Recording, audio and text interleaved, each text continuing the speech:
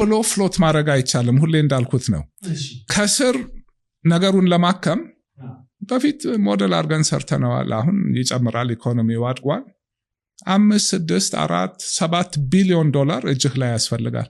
ፍሎት ስታረገው በየባንኩ ዶላሩ ይሰጥና በቃ ናና ኤልሲ ክፈት ያ ማለት ብዙ ቢሊዮን ብር ነው ወደ ብር ስትመረዘረው ሶ ነጋዴው ውጭ ምንዛሬ ለምንድን ነው የሚፈልገው ቃለ ማስመጣት ሁሉም ይመጣና ኤልሲ ይከፍታል ማአትቃ ይጎርፋል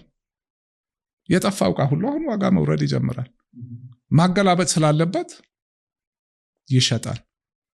ለ6 ወር አሁን ኤልሲ የሚጠይቅህ የለም የከፈተውን በሙሉ እዚህ ሸጦ ብሎ መገላበጥ አለበት እዚህ መሃል ሪሚተንስ አንተ ጋር እየመጣ ነው በዚህ በዛ የሚሾልከው ነገር እንዴ ባላንስ እየመጣ ይመጣል ጭራሽ አሁን ከምናየው ብላክ ማርኬት ሬትም ሊወርድ ይችላል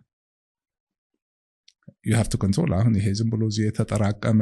ትርፍ ብዙ ቢሊዮን ብሮች አሉ የተለያዩ ድርጅቶች ማውጣት እነሱን በፌዝ እንዲወጡ እንዳለ አትለቀው ግን ዋና ኢኮኖሚ የሚያንቀሳቀሱት ሴክተሮች በማርኬት ሬት እንዲወስዱ አድርገህ ኤክሰሲቭ ዲማንድ እንዳይመጣ ደግሞ ማኔጅ የምታረጋቸውን አድርገህ ያ ካልሆነ ዝም ብሎ ዲቫሉዌሽን ብታረግ በቃ ያንኑ ማርጂን በቃ ዝም ብሎ ቁጥሩ ይቀየራል ለምን ከስር ያለውን ሰፕላይ ዲማንድ ኢምባላንስ ዲቫሉዌሽን አይፈታው አንድ ነገር ነው የሚፈታው ዓለም በሙሉ ያለው it's the market ግን ሚውጣው አይመስልም አሁን ያለው ከፍተኛ ዲማንድ ነው እንትን ነው ቁጥሩን ስትሰራው ኦኬ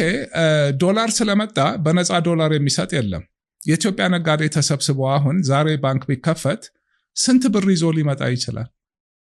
የሚቀጥለው ወር ውስጥ ከየት ነው የሚያመጣው ዝም ብሎ ይሄ ቁጭ ያለ ብር ምን 4 ቢሊዮን 5 ቢሊዮን ዶላርስ እሱ that's the price you pay ዲማንዱን ትገለዋለህ ጸጥ ታረጋዋለህ ለተወሰነ ጊዜ ከዛ መምጣት ይጀምራል ይሄ በሙሉ የሚሾልከው ከዛ እነዚህ ሰዎች ሸጠው ሲመለሱ በቃ ማርኬቱ ዲተርሚን ያደርገው ይሄዳል እና እንትን ማከሚያው የመጀመሪያው ትልቅ አንቲባዮቲክ ያቺ ገንዘብ መኖር አለባት ቫይረሱን ለመግደል ከዛ በኋላ ኢሚዩን ሲስተም ራሱ ይዞት ይቀጥላል እንደዚህ አይነት ነገር ደግሞ አይኤምኤፍም ሌላውም ጥሩ ፖሊሲ እንደሆነ ስለሚያውቁ ይረዱሃል ሌላም ሀገር ይረዳሉ ለዚህ ሲሆን